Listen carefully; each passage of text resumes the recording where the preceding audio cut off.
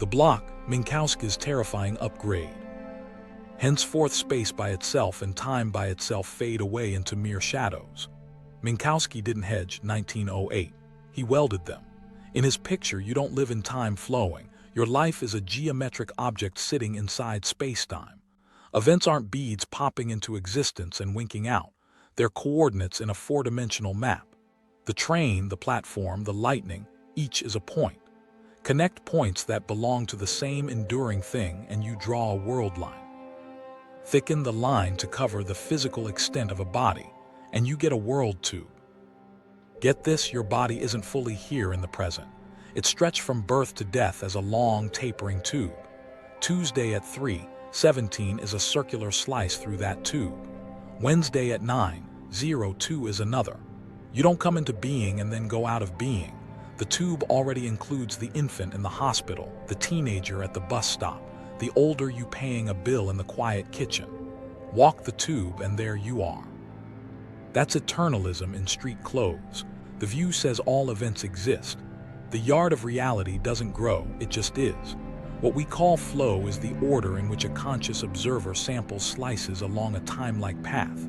Presentism, only the present is real, tries to keep a moving spotlight. Minkowski's geometry switches off that lamp. There's no global now to light, just many valid ways to slice. Here's a human moment inside this hard picture. You flip open an old photo, a birthday with a paper crown frosting on your chin. Eternalism says that scene isn't gone. It's a slice of your tube as real as this one, just not the slice your brain is currently consulting. Grief becomes a geometry problem.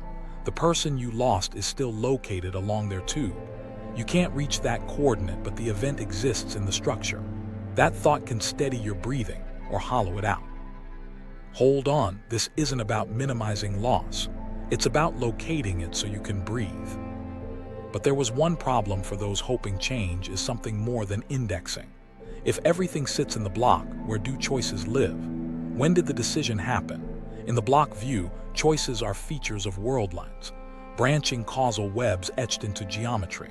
Your reasons, doubts, and sudden clarity are regions of brain activity at particular coordinates. Becoming turns into being different at different slices. The tension spikes when we talk about agency. If the future is as real as the past, does deliberation matter? The compatibilist move lives comfortably in the block. Your decision at Tuesday 3:17 is part of the full shape and it causes Wednesday's outcome. Cause still runs along the arrows embedded in the block, inside light cones, so agency isn't fake. It's how certain tube regions push others. But the metaphysical openness, the sense that several futures are possible from right here, doesn't fit. In this geometry, could have means in nearby physically possible blocks, not in this one. Meanwhile, something else was happening to language.